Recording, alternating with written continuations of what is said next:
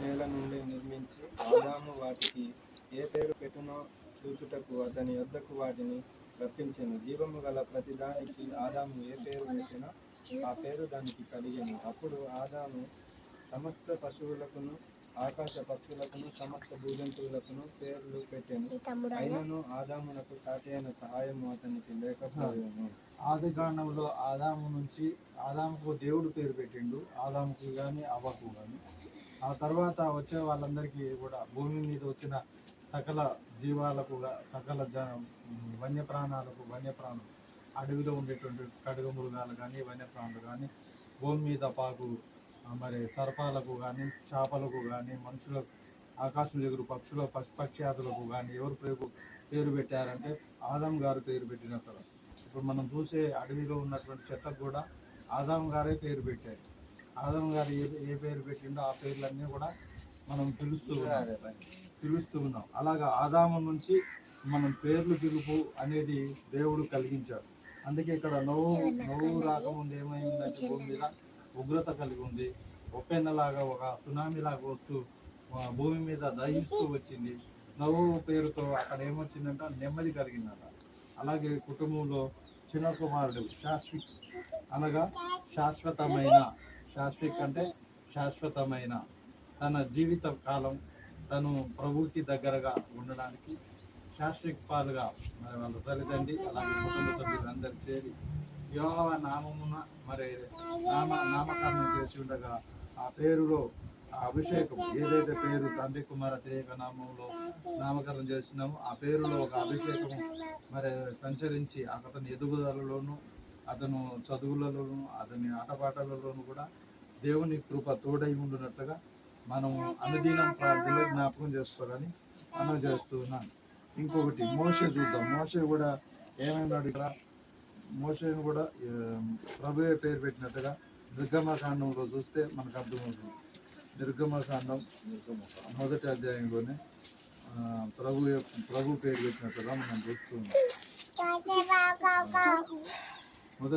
2వ అధ్యాయం 10వ వచనం 2:10. ఆ బిడ్డ పెద్దవాడైన తర్వాత ఆమె మరో కుమార్తె తీసుకొని వచ్చాను. అతడు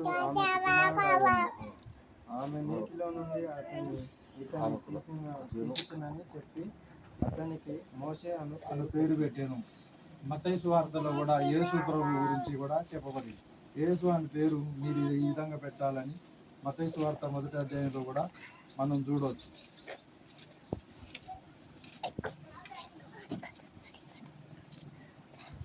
మొదటి అధ్యాయం 21వ వచనం. ఆమె ఒక కుమారుని కనును తన ప్రజలు వారి పాపం నుండి ఆయన రక్షించను కనుక ఆయనకు యేసు అని పేరు పెట్టువాను.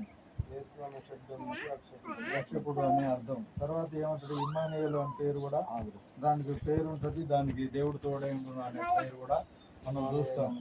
అదే తర్వాత లూకాసు వార్తలోకి వెళ్తే యోహాన్ అనే పేరును ఎలిజబెత్ జకరియా మరి వాళ్ళకు ప్రభు దర్శనం ద్వారా పరిశుద్ధాత్మ దేవదూతల దర్శనం ద్వారా యోహాన్ అనే పేరు పెట్టాలి అని అన్నప్పుడు యోహాన్ అనే పేరు అని వాళ్ళు అనుకుంటున్నప్పుడు అక్కడ ఉన్నటువంటి బంధువులు అందరూ కూడా ఏమంటుంటారు, మీ బంధువుల్లో ఎవరు లేరు కదా, యోహాన్ అనే పేరు కొత్తగా ఉంది అని వాళ్ళు అంటుంటారు. అయినప్పటికీ కూడా ఆయన ఆ పలక మీద యోహాన్ అనే పేరు రాసినప్పుడు అతనికి తిరిగి అప్పటి వరకు మూగపోయాడు.